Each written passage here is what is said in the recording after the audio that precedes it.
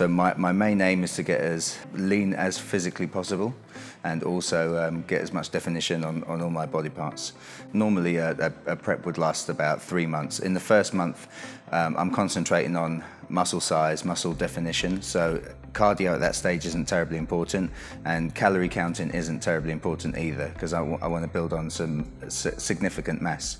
As the weeks progress, then there's a change in the training structure, so I'll be doing slightly more cardio, slightly more compound exercises as well. So the aim at that stage, around about month 2, will be to start stripping back the fat and not concentrating too much on muscle size at that stage. And in the last month, that's when things really heat up and get difficult. The calories come down, the cardio goes up, and the resistance training goes down as well. So at that stage, it's all about revealing the hard-earned gains. The average week when I'm prepping is about 6 days training. I always give myself 1 day off. The reason being, if you train consistently back to back, your cortisol levels will start to rise, and cortisol, being a stress hormone, will make you store body fat and actually make you burn muscle. So if you train a little bit too hard, it has a counterproductive effect, which is not obviously very good if you're trying to get lean and muscular. So it's about 6 days that I train. Currently, I'm working on fasted state cardio in the morning and weights in the evening. I break those days up into body parts, so typically would be chest and biceps. Reason being, whenever you're doing a chest exercise, you're pushing, you're using your triceps, so it's great to superset with biceps. So while one side's getting a rest, the other one's working, and back and forth. Same with back. Back is joined in with triceps. Anytime you're pulling, of course, you're using your biceps, so it's great to superset with triceps as well. 2 days on the legs and 1 day on the abs as well. One thing that I've taken on recently is a method used by Helmut Strebel.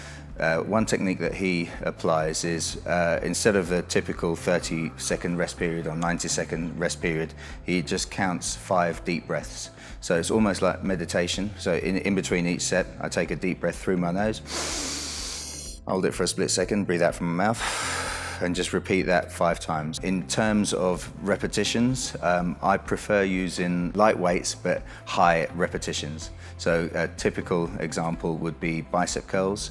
Most people stop at 10 to 15 reps. I like to do 60 reps in one go. So by the time I get to about 30, my arms are on fire, they're ready to explode, but you just keep on pumping through. Also, I like to use slow negatives, so concentrating on the eccentric, about 4 seconds on an eccentric. So any body part, of course. So if I'm doing chest, I like to do a nice slow eccentric, biceps, triceps, whatever body part that is. My training is consistency. That's one of the main important things to training is staying consistent and working hard. And also I have a little saying that I've invented for myself and my clients, and that is, if it don't hurt, it don't work. So basically, if it's not hurting, it's not working. So I make sure that whatever exercise I do, I don't care about the reps. If it's 10, 20, 30, 40 or 50 reps, I won't stop until it's absolutely burning and hurting. And when it starts to burn, then I start counting. So I'll do a minimum 10 reps with it in absolute excruciating pain. My favorite is the Stairmaster. So if you go to my gym, you undoubtedly will see me slogging away on the Stairmaster. Typical time range would be about 45 minutes to an hour. I like to do it first thing in the morning. And the reason I like the Stairmaster is because although it's technically cardio, it's also resistance training at the same time. Now, you may have heard of a pistol squat. That's doing a squat with one leg. Every time you take a step up, it's effectively like a pistol squat. So rather than doing cardio in the sense of running or jogging down the street, you're doing literally 1,000 pistol squats back to back. Now, when it comes to testosterone and human growth hormone, the 2 hormones that you need and which are essential for muscle building and fat loss, this is the powerhouse for both hormones. Whenever you do squats, lunges, anything using your legs and your glutes, you get a tiny release of testosterone and human growth hormone. The most important muscle group will be the legs. Now, I say to a lot of clients, if you want a big chest, if you want big arms, train your legs twice a week. train your chest once a week. And the reason being, like I've just explained, the reason I use the Stairmaster is because every time you use your legs, every time you do leg exercises, your body's releasing testosterone and human growth hormone naturally in the body.